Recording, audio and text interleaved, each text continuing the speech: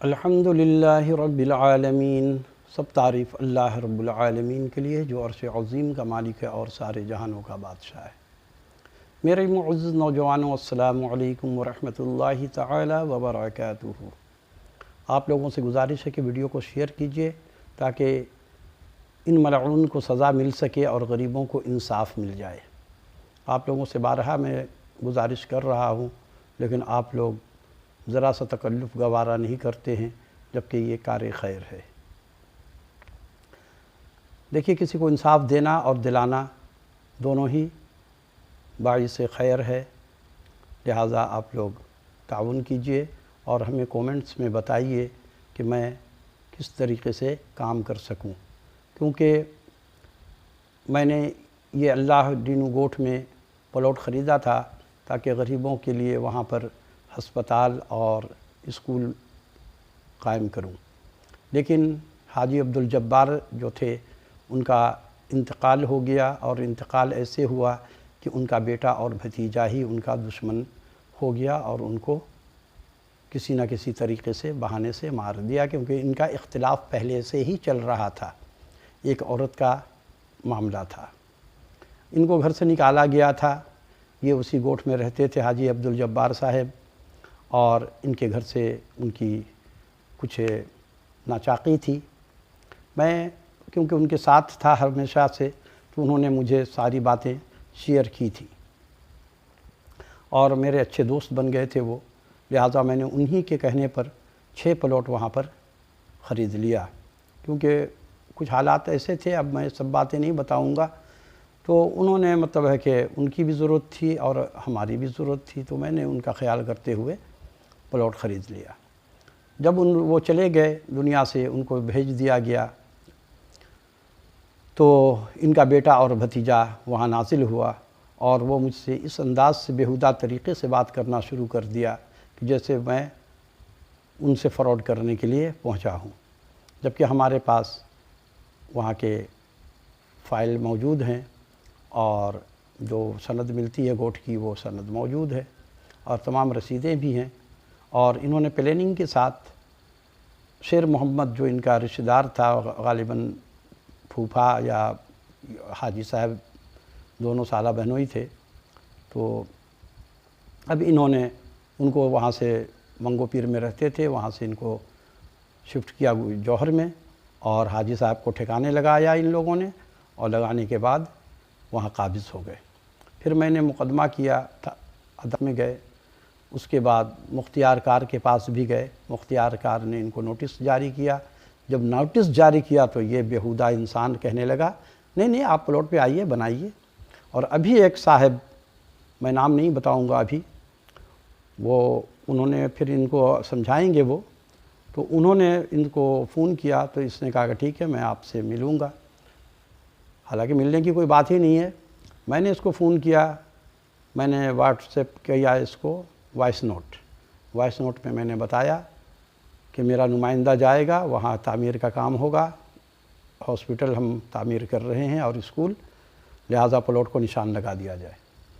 اس مردود نے ابھی تک جواب نہیں دیا ہے، لہٰذا میں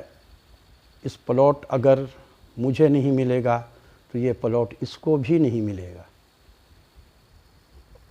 میں اس کا جان نہیں چھوڑوں گا، میں مرتے دم تک اس کا مقابلہ کروں گا، اور اس ویڈیو کے ذریعے سے کم اس کو اتنا تو ہوگا کہ یہ پلاٹ بیچ نہیں سکے گا اچھے داموں میں۔ میں روزانہ کی بنیاد پر، میں نے ابھی 2 مہینے تک اس کے کہنے پر ویڈیو اپلوڈ کرنا بند کر دیا تھا کہ یہ دیکھیں کیا کرتا ہے، لیکن یہ پھر خاموش بیٹھ جاتا ہے۔ جب اس کے پاس کوئی پریشر جاتا ہے تو یہ ہاں کر دیتا ہے اور پھر بیٹھ جاتا ہے، یعنی بدماشی کی انتہا ہے اس کے اوپر۔ تو یہ ظالم مردود ملعون، دیکھیے یہ بیٹھ کر کے کھا رہا ہے۔ یہاں 1 مہینہ اگر کوئی کام نہیں کرتا ہے، ابھی بارش ہو گئی، میں 10 دن بیٹھ جاتا ہوں تو گھر کے معاملات ٹیڑھے ہونے سے لگتے ہیں، اور یہ لوگ بیٹھ کر کے سالوں کو بیٹھ کر کے کھا رہا ہے، کام دھندہ کچھ نہیں ہے، کاروبار نہیں ہے، اور یہ بدبخت لوگ جو ہے حرام کھانے کی ان کو بیماری لگی ہوئی ہے۔ حالانکہ اسی پیسے سے یہ لوگ کاروبار بھی کر سکتے ہیں، تو اس سے زیادہ یہ پیسے کما لیں، لیکن کیا ہے ان کا کام یہی ہے، ڈاکہ ڈالنا۔ دیکھیں ڈاکہ ڈالنے والے چوروں کو کیا ملتا ہے؟ کون سے چور کو آپ نے دیکھا کہ کہ چوری کر کے وہ ارب پتی بن گیا، لیکن بزنس کرنے والا، حالانکہ چوری میں بھی محنت ہوتی ہے، بہت زیادہ محنت ہے اور بہت زیادہ رسک ہے جان کا، لیکن کاروبار کرنے والے لوگ آج چھولے بیچ کر کے بھی ارب پتی بن گئے، چھولے بیچنے والا ارب پتی بن گیا۔ لیکن یہ بدبخت لوگوں کو یہ عقل نہیں ہے۔ حالانکہ ٹھیک ہے، تم نے تمہاری اپنی زمین ہے، اس زمین کو تم نے بیچ کر کے اس سے کاروبار میں اس پیسے کو لگایا جائے تو حلال طریقے سے لاکھوں کروڑوں کمایا جا سکتا ہے۔ لیکن یہ بدبخت کیا کرتا ہے، ایک پلاٹ کو بیچے گا، پھر 10 سال کے بعد باپ کو مار دے گا، باپ ہوگا تو بھائی کو مار دے گا، اس طریقے سے وہ مار کر کے پھر دوسرا وہاں بیٹھ جاتا ہے، پھر وہ بیچ کے 10 سال تک کھائے گا، 20 سال کھائے گا، پھر اس طریقے سے ان کی زندگی چلتی ہے۔ یہ ان لوگوں کا یہی اصول بنا لیا ہے۔ اب یہ مردود شیطان انسان جو ہے، اس نے جو ہے حاجی صاحب کو ٹھکانے لگا دیا اور کہتا ہے کہ میں ایف آئی آر درج کرا دوں گا۔ ابے ایف آئی آر درج کرا دے، میں نے اس کو پیغام میں بتا رہا ہوں، اگر ہمت ہے تو ایف آئی آر درج کرا، میں تو چاہتا ہوں تو ایف آئی آر میرے لیے درج کرا، تاکہ پھر تجھے میں عدالت میں جا کر کے تو تیرا سارے ثبوت ہمارے پاس موجود ہیں، میں پیش کروں گا، پھر تو دیکھ کیسے جان اپنی بچا سکتا ہے۔ میں اس کو چھوڑوں گا نہیں، میں انصاف کے لیے جان تو دے دوں گا، لیکن اپنا حق نہیں چھوڑوں گا، کیونکہ حق چھوڑنا بھی گناہ ہے۔ تو میں اس مردود انسان کو، اس کا نام عامر ہے، عامل، اور عامل جو ہے یہ کون سا عامل ہے نہیں پتہ۔ ایک تو عامل وہ ہوتے ہیں جو دیندار ہوتے ہیں عمل کرنے والے، اور ایک ہوتے ہیں کفریہ عمل کرنے والے، یہ شاید اسی میں سے ہے،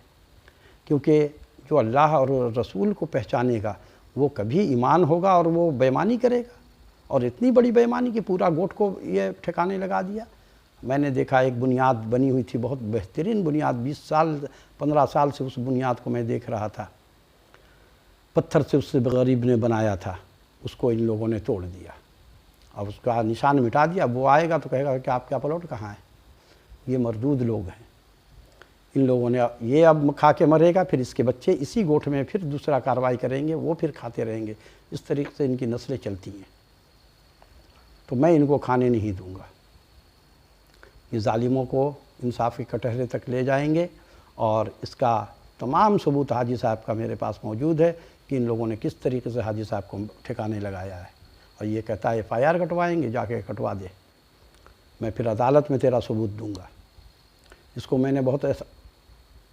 سہولت دیا کہ چلو ٹھیک ہے، وہ اس کا فعل اس کے ساتھ، ہمارا جو مقصد ہے، جس مقصد کے لیے میں نے پلاٹ لیا ہے، میرے پلاٹ پہ اگر اس نے